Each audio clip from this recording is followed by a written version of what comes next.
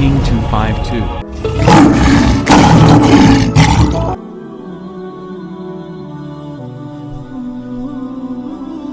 gacmo furan ku soo dhawaada maanta qisada aan idin hayo waa qiso aad la yaab u leh daawasho wanaagsan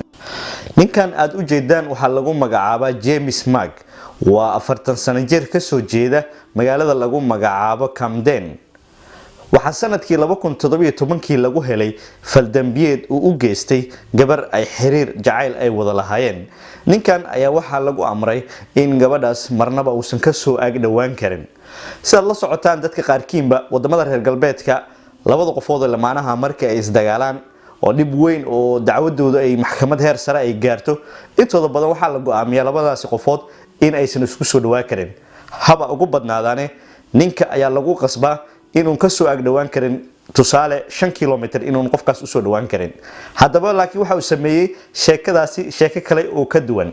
ninkani maadaama aan gabadha uusan ka soo ag dhawaan karin ayaa waxa uu sameeyay 37 qaliin ah oo ku sameeyay wajigiisa xitaa waxa uu bedelay dhawaaqa codkiisa waxa uu la baxay magac kale oo ah Johnson tusaale markiisa hore waxa la oran jiray Faarax marka dambe waxa uu la baxay Cali intaas wuxuu ugu talagalay in uu gabadhaani mar labaad u hanto uu ka soo ag dhawaado sheekadan ayaa inta badan waxa lagu tilmaamay sheeko waali ah maadaama qofku wajigiisu iyo dhuuntiisa uu ku sameeyay 37 qaliin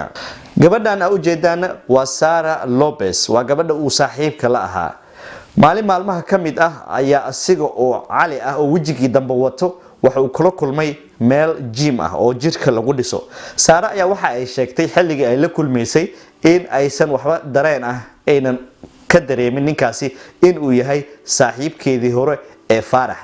iyo Cali markaan leeyahay waxa uu la jeedaa labada magac inaad kala garataan sheekada halka ay u socoto waxa kale ay tiri waxaan u arkay nin qurux badan oo hamigeygu uu isiyay in aan wax walba la wadaagi karo in aan nolosha la wadaagi karo waxay tiri music in aan la wadaagi karo raashinka in aan la wadaagi karo dadka badan reer galbeedka intooda badan markay xiriir ay sameynayaan waxyaabahaas ay ka fikiraan sheekadeeda ayaa waxay u dhigantay in ninkani ay aragtay ay ka heshay alaabta Soomaalida ay tiraado waa ku arkay waa ku caashaqay waxa kale oo ay sheegtay muddo toddobaadyo ah in ay ku jireen labadooduba nolol raaxo leh sida lamaana curtay oo hadda ishelay oo kale waxa ay tiri waxaan moodayay lamaanaheena labadeenaba lamaananimada xiriirkeena in uu yahay mid cirka lagu soo sameeyay waxay ula jeedaa mid aan caadi ahayn aad ayaan ugu faraxsanayd ninkan dambe ay heshay ee Cali ah maadaama Faarax uu hore u dhawaateeyay si markaasi ay kaga badbaado oo ay maskaxdeeda kaga tirtirto sheekadii hore dhibaatadii hore iyo dacwadii hore ee maxkamadda waxay kale oo tiri waxa shakiga dhaliyay ayaa waxa ay tahay waxaan mararka qaar isweydiin jiray ninkan sida uu yaqaan reerkeyga saaxiibaday dooqeyga waxyaabaha qaar Soomaaliduna waxay ku maahmaahdaa laafi aadan lahayn 6 maalmood ma dhaafto ninkan waxa uu iska dhigay asigoo ah Faarax iyo waxa uu iska dhigay Cali laakiin dabeecadiisii iyo waxyaabihii kale uu bedeli waayay maxaa yeelay qofkan hore ayuu ula soo dhaqmay hore ayuu saaxiib ula ahaa waxyaabo far badan ayaa isfashalay oo ka soo fakaday ninkan magaca dambe la baxay iyo wajiga dambe sidaad ka aragtaan labada waji ma aha laba waji oo isku dhigma aniga xataa waa ku wareeray waan fahmi waayay midka markii hore uu lahaa iyo midka markii dambe uu lahaa midka hore waxaan isleeyahay midka dhanka bidixda xiga ee kalarka timaha cadaanka in uu markiisa hore wajigiisa ahaa marka dambe uu ka dhigay wajiga kale waxa kale oo ay tiri maalmaha kamida nolol maalmeedkooda guriga iyagoo ku guda jira ayaa waxa ka soo fakatay isbarashadeeni hore hada isbarashadu ma ahan tii dambe ee wajiga Cali oo isugu baray ee gymka uu kula kulmay laakiin waxa ka soo fakatay barashadoodii hore ee koowaad xilligoodii ugu horeysay ee magaca kale uu adeegsanayay ee James ahaa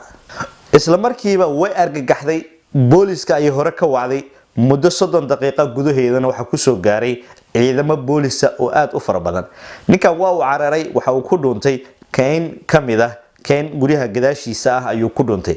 muddo 30 daqiiqo ka badan ayaa la baarayay ninkan oo helicopter iyo ciidamo iyo fara badan lagu baarayay markii dambena waa la soo qabtay Master Cali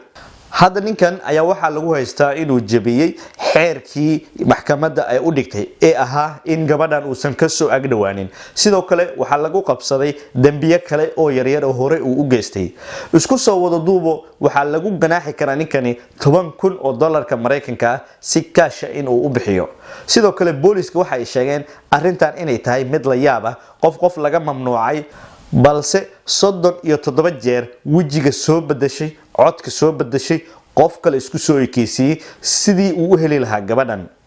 haddaba sheekadan faala dheer ayay ka qortay, inta ayaan ku soo koobaya. laakiin adigu marka aad fiiriso maxay kula muuqataa sheekadan? qof wajigiisii soo bedelay, codkiisii soo bedelay si uu u helo gacalisidiisii hore ama saaxiibtiisii hore. dadka badankood waxay yiraahdeen waa Jaceeyl, dadka badankood waxay yiraahdeen waa waali. marka adigu sidaad u aragto, haddii ilaahay raali ka noqdo comedy-ga inoogu soo qor. inta ayaan ku soo koobaya warbixintan. waxaan filayaa qiso la yaab leh inay ahayd oo aad ka hesheen. inta ku kulmi doono warbixinta xigta. asxaabta cusub waxaan leeyahay soo dhawaada, channelkan subscribe saar, qisooyin fara badan ayaad ka heli doontaa haddii ilaahay raali ka noqdo. inta ka horeysa waxaan kaga tegayaa sidaa iyo nabadgelyo.